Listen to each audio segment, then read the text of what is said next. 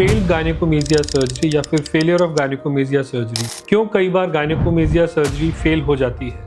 कुछ इश्यूज होते हैं, स्पेसिफिक इश्यूज होते हैं जिनकी वजह से गायनेकोमेजिया सर्जरी फेल हो जाती है, जैसे कि over removal of breast tissue, under removal of breast tissue, irregular contour of the chest, या फिर एक्सेसिव स्कारिंग हो चेस्ट के अंदर आफ्टर गायनेकोमेजिया सर्जरी, या फिर एसिमेट्री हो जिसमें कि दोनों साइड की चेस्ट सिमेट्रिक नहीं हो। इन सब चीज़ों के अलावा अगर एक्सेसिव स्किन लूजनेस है, स्किन रिडंडेंसी है, तो भी उसे हम फेल्ड गायनेकोमेजिया सर्जरी की कैटेगरी में लेबल करते हैं। और ये जो चीज़ें हैं, कॉम्प्लिकेशंस हैं, इश्यूज हैं, ये बहुत ईजीली हम अवॉइड कर सकते हैं अगर हम चूज़ करते हैं एक एक्सपीरियंस्ड और स्किल्ड प्लास्टिक सर्जन को अपनी गायनेकोमेजिया सर्जरी के लिए। क्या रीजंस होते हैं जिसमें कि गायनेकोमेजिया सर्जरी फेल हो सकती है या फिर अनसेटिस्फैक्टरी रिजल्ट्स आ सकते हैं? सबसे कॉमन रीजन है अंडर करेक्शन या फिर insufficient removal of the breast tissue, जिसकी वजह से कि निपल प्रोट्रूजन रहता है और थोड़ा पफिनेस का लुक आता है, पफिनेस की अपीयरेंस आती है। दूसरा सबसे कॉमन रीजन है ओवर करेक्शन या फिर over extraction of the breast tissue.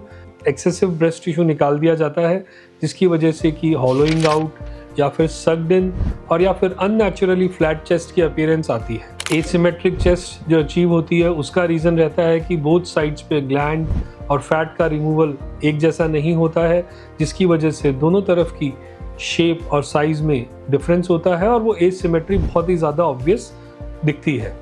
जो अनइवन सरफेस का लुक आता है चेस्ट पे, वो मोस्टली आता है पुअर लाइपोसक्शन टेक्निक से। देन जो स्किन है वो एक्सेसिवली लूज रह सकती है या स्किन रिडंडेंसी ज़्यादा रह सकती है। उसका जो मेजर रीज़न रहता है वो ये रहता है कि पोस्ट ऑपरेटिव पीरियड में अगर आपको प्रॉपर पोस्ट ऑपरेटिव गाइडेंस या इंस्ट्रक्शंस नहीं दिए गए जिनको आप फॉलो नहीं कर पाए, तो स्किन बहुत ही ज़्यादा लूज रह जाती है गायनेकोमेजिया सर्जरी के बाद।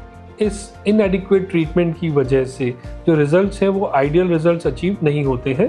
देन एक और जो इम्पॉर्टेंट फैक्टर होता है वो होता है स्कारिंग गायनेकोमेजिया सर्जरी में। सो गायनेकोमेजिया सर्जरी में जो स्कार, अगर बैड स्कार आ रहा है, रीज़न जो रहता है वो ये रहता है कि इंसिजन प्रॉपर जगह पे नहीं प्लेस किया गया हो या फिर इंसिजन लाइन में, सूचर लाइन में टेंशन है, जिसकी वजह से वो स्कार ज़्यादा ऑब्वियस रहता है, थिकन्ड हो सकता है, रेड हो सकता है या फिर इची हो सकता है। सो ये सब जो रीजंस थे, जो सिचुएशंस थी जिसकी वजह से कि फेल्ड गायनेकोमेजिया सर्जरी हो सकती है, ये बहुत इजीली अवॉइड किए जा सकते हैं अगर आप एक स्किल्ड और एक्सपीरियंस्ड प्लास्टिक सर्जन से कंसल्ट करें, रियलिस्टिक एक्सपेक्टेशन सेट करें एंड देन सर्जरी अपना प्लान करें।